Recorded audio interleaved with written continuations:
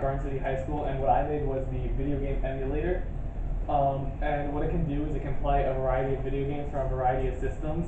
So how it works is that it uses a Raspberry Pi computer, and that runs the video game itself. And I use a SD card to store the games and operating system, and I use my laptop to install a custom operating system with emulation software on it that can run these games. So right here you have Mario. And it can also, it doesn't just play Mario, it can also play games from, well, also the original Nintendo, but it can also play for games from the Super Nintendo, the DS, the Game Boy Color, Game Boy Advance, and even the early PlayStations. So how games are installed is I download them on my computer, and I use a USB flash drive to transfer them from my computer to the Raspberry Pi. And once I do that, the operating system, I just have to reboot it, and it can detect that new games were installed, and then I can play them from a main menu.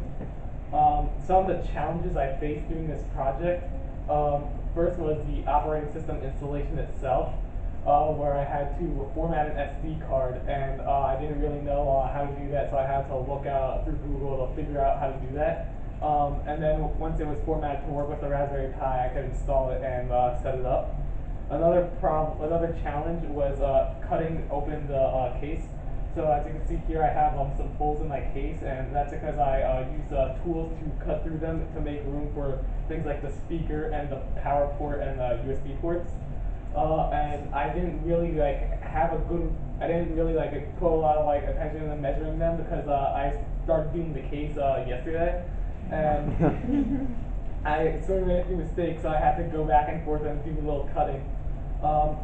Lesson I learned is that you really have to take your time when figuring out how to do a project, and I learned that even small mistakes can put an entire halt to a big project.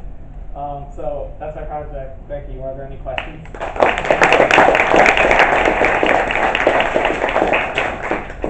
do you change games? Oh, so once you're in a game, there are certain commands you can do with the controller. So I made start and select. That can go back to a main menu, and then you can select between different systems, and then you can select games from there. So I have games like Smash Bros, and I also have other Mario games as well. Any other questions?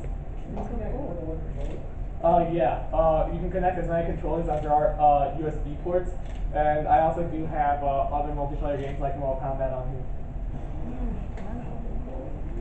What is that brown thing on top of what is? Oh, this? Yeah. Oh, this is part of the speaker. It just sticks out a little because it's pretty big. Oh. That was Yes. What's that bundle of bubbles? So when I got the case, I thought it was a bit more smugly, but it turns out it was just sort of an empty box. So what I did was I used the wrap that was came in the packaging of the case, and I sort of crumpled it together and duct taped it, and I wedged it against the side so it wouldn't move, so I can shake it and the screen won't fall out. So that worked out better than I expected it to, but worked for better. That was so creative.